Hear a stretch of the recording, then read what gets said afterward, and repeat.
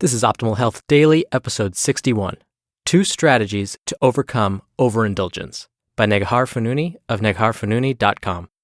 Get ready to maximize your potential with Optimal Health Daily, the podcast that brings you the best content in health, fitness, and nutrition 5 days a week. Your optimal life awaits. Now here's your host, Dr. Neil Malik. Hey, hope you had a great weekend. Happy Monday. Welcome back to Optimal Health Daily, where I simply read to you for free. I'm Dr. Neil Malik, your narrator of blogs covering fitness, nutrition, stress management, and lots more. It's just like Optimal Living Daily and Optimal Finance Daily, but here we're focused on health and wellness instead. And as usual, I like to start off the show with an inspiring quote. Today's quote comes from Buddha. He says, "What we think, we become." So let's keep that thought in mind as we hear today's post and start optimizing your life. 2 Strategies to Overcome Overindulgence by Neghar Fonooni of negharfonooni.com. Listen, we've all been there. We've all overindulged and lived to regret it. 1 too many glasses of wine and you feel like absolute garbage the next day. A sliver of chocolate cake turned into 3 slices, and you're really feeling the guilt and remorse. Tacos at 2 a.m.? Sure, why not? Sounds legit. Bloody Marys the next morning just to imbibe a little hair of the dog? Obviously. In the past, I would treat social gatherings as an excuse to have an all-out binge sesh, waking up the next day bloated, ashamed, and with a killer food hangover. I'd then spend the next few days restricting my diet and punishing myself with exercise just to get the bloating down. I feel you. And I also know how frustrating it can be to feel like you aren't in control of your cravings or how much you indulge. I know what it feels like to finally get on track with your nutrition and then feel like a failure when it all goes to pieces in the blink of an eye.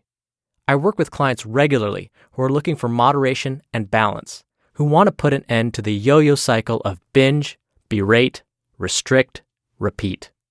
But we still want to have our favorite things, don't we? We want to sip and taste and never feel deprived. Because honestly, deprivation is the pits.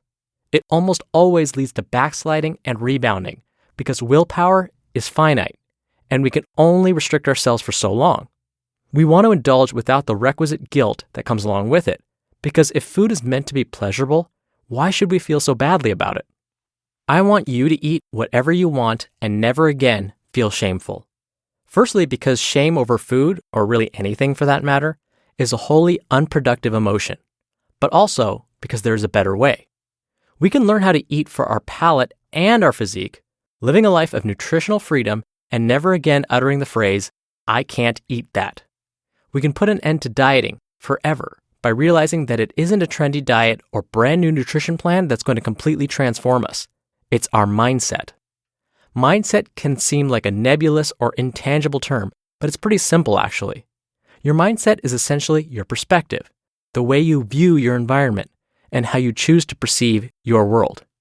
It's your mindset that guides you how you think about food and fitness, and your mindset that ultimately determines lasting success. To help cultivate a positive mindset, especially as it pertains to food and indulgence, I have a handful of very effective strategies that I use with both myself and my clients in order to eventually develop sustainable habits for a fit, healthy life. Today, I want to share 2 of the most powerful ones with you. These 2 simple strategies, when practiced regularly, will help you put a stop to overindulging and food anxiety once and for all. Eat foods that make you feel good during and after. This includes indulgences. Healthy food that nourishes your body can and should be palatable, and food that doesn't nourish your body can still be neutral, meaning that it won't send you into a gut-inflamed, joint-aching frenzy. Remember, the motto is eat, lift, and be happy. That last part is the most important, but it's also greatly influenced by the first 2. Either way, you want to be able to eat and never feel guilt or shame associated with your choices. In order to accomplish this, I suggest asking yourself a series of questions before consuming or imbibing.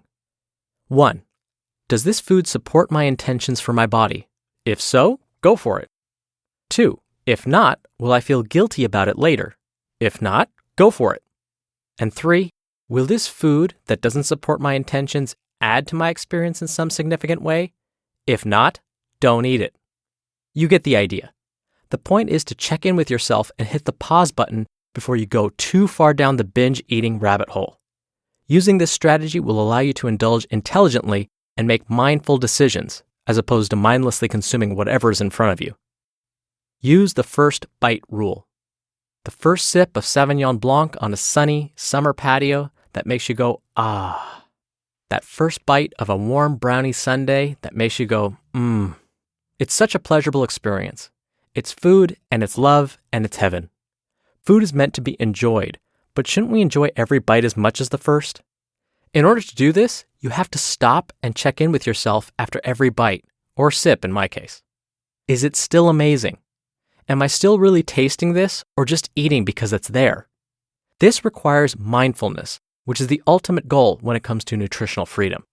By stopping to make sure you're still enjoying the experience, you'll ensure that you never eat more than you truly want, and you'll slowly start to realize that you don't have to clean your plate, drink the entire bottle, or scarf down the whole slice of pie. It's the most natural and effective way that I've found to avoid overeating and post-consumption remorse. None of this is rocket science, but it does require constant practice and awareness. To learn more about mindset as it pertains to nutrition, make sure you check out a video I posted on my website that I filmed with my good friend Jill Coleman. We talk about our own personal journeys and how we shifted from a stressful dieting mindset to one of moderation and self-love. We discuss some of our strategies and our most effective tools for relaxing around food. Ultimately, we want to help you live an empowered, vibrant life in which overindulgence, binging, and berating yourself about your choices are all a thing of the past. You just listened to the post titled 2 Strategies to Overcome Overindulgence by Neghar Fonooni of negharfonooni.com. I've shared this with you all in the past before. I'm not perfect when it comes to exercise, nutrition, stress management, but it's something that I work towards. It's a constant battle, just like everybody else. One of the lines from this post really hit home with me.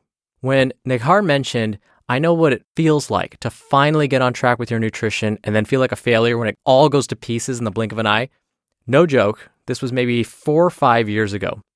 In between Halloween and New Year's Day, I gained 8 pounds. How did that happen? Because candy was around, pies, lots of food, you name it. If it was around, I ate it. And again, we're talking about somebody who really pays attention to their lifestyle, and I succumbed anyways. I felt horribly come New Year's Day. It took me a while to build up the motivation to get back on track. Eventually I did, and I haven't let that happen again because I learned from it. So all we can ask ourselves to do is, if this does happen to you, what can we do better next time? Shake it off and promise yourself that I'm going to do better, one baby step at a time. Now, in just 5 days, we're going to be raffling off a really popular book called The 4-Hour Work Week by Tim Ferriss to a random person that sends out a special tweet to us this Friday. So if you want to be a part of that, the instructions will be sent to you on Friday morning if you're part of our mailing list, which you can join at oldpodcast.com. Or, for a faster way to join, text the word Batman to the number 44222. Oh darn, I realize I'm not wearing my Batman shirt today. I'll have to remember to do that. Now, besides being entered in that drawing and other drawings every month, you'll also get some spreadsheets from us to help you optimize your life. Remember, I mentioned I track my exercise just so I know which activities did I do and how often have I been doing them. Even my wife has found these really, really helpful. All right, that's it for today. Thank you so much for listening. Thank you for sharing this podcast with somebody. Tomorrow, we're going to be hearing a post from Nerd Fitness, so stay tuned for that, where your optimal life awaits. Hello, Life Optimizer. This is Justin Malik, creator and producer of this show and Optimal Living Daily, the brother podcast of this one. Literally, I'm Dr. Neil's brother. If you like the format of this show, you'll love Optimal Living Daily too, where I also read to you from blogs, but cover other topics like personal development, finance, and minimalism from bloggers like Derek Sivers, The Minimalists, Zen Habits, and many more.